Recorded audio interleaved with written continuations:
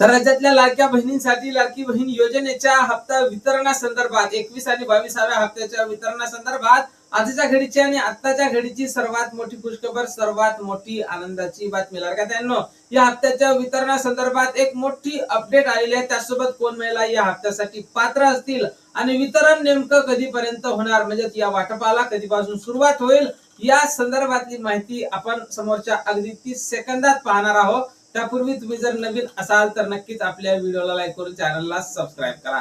तर पाहून घ्या लाडक्यानो, सूत्रांकडून मिळालेल्या माहितीनुसार या हप्त्याचं वितरण हे 16 तारखेला मंत्रिमंडळाची बैठक झाल्याच्या नंतर होईल. म्हणजे या हप्त्याचं वितरण हे 20 तारखेच्या जवळपास होण्याची शक्यता आता वर्तवल्या जात आहे. आणि यासाठी कोण महिला पात्र असतील तर ज्या महिलांनी केवायसी दुरुस्ती केली असेल किंवा ज्या महिलांना आतापर्यंत सुरळीत हप्ते मिळाले होते, त्या सर्व महिला समोरच्या हप्त्यासाठी पात्र असणार आहे. आणि मिळालेल्या माहितीनुसार ई केवायसी मुळे या हप्त्याला विलंब झाला. या महिलांनी ई केवायसी दुरुस्ती केली असेल अशा महिलांचे निकष आता तपासणे चालू आहे. आणि त्या निकषाची तपासणी झाल्याच्या नंतरच लाडकी बहीण योजनेचा समोरचा हप्ता हा जमा करण्यात येणार आहे. पण मोठी खुशखबर तर ही असणार आहे की 3 हप्ते एकत्रितपणे येण्याची शक्यता वर्तवल्या जात आहे. मार्च, एप्रिल आणि मे तीनही हप्ते हे एकत्रितपणे येऊ शकतात. आणि जर 3 हप्ते एकत्रित नाही आले तर निश्चितच लाडक्यांना 2 हप्ते तरी एकत्रितपणे येण्याची शक्यता ही नाकारता येत नाही. कारण मार्च संपला आणि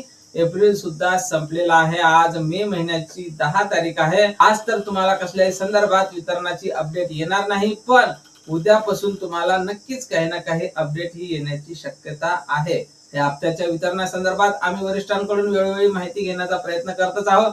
जशी काही नवीन माहिती, नवीन अपडेट आपल्याकडे उपलब्ध होईल, सर्वप्रथम त्या संदर्भातला व्हिडिओ तुम्हाला आपल्या चॅनलवर पाहायला मिळणार आहे. त्यामुळे तुम्ही जर नवीन असाल तर नक्कीच आपल्या व्हिडिओला लाईक करून चॅनलला सबस्क्राईब करा. भेटूया पुढच्या एका नवीन व्हिडिओ मध्ये महत्त्वपूर्ण माहिती सोबत. जय महाराष्ट्र.